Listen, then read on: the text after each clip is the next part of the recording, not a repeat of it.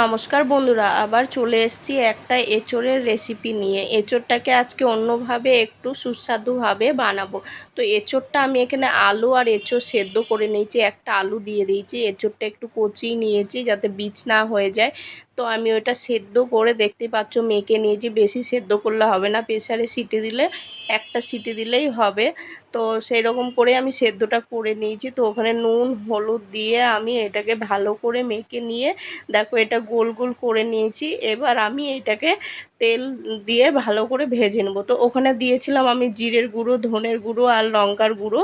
তো ভালো করে মেখে নিয়ে আর বেসন দিয়েছিলাম 2 চামচ, বেশি বেসন দিলেও হবে না, বেসনটা দিলে বেশি ওটা শক্ত হয়ে যাবে, তাই একটু কম করে বেসন দিয়ে আমি ওটাকে মেখে নিলাম। তো দেখো ওগুলো সব আমার অল্প আঁচে ভালো করে আমি লাল করে ভেজে নিয়েছি। এবার আমি ফোড়নে দিয়ে দেবো জিরে তেজপাতা।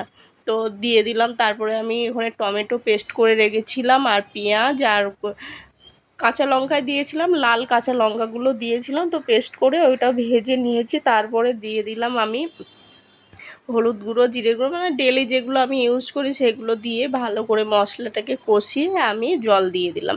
তো এটা ফুটে আসার অপেক্ষা। এবার আমি যেগুলো ভেজে রেখেছিলাম এঁচোড়গুলো, তো ওইগুলো আমি সব দিয়ে দেবো। তো দেখো আমার তরকারিটা হয়ে এসেছে, এবার নামিয়ে নিয়েছি। এই ভিডিওটা যদি ভালো লাগে অবশ্যই একটা লাইক করবেন আর আমার ফেসবুক পেজটা ফলো করে দেবে।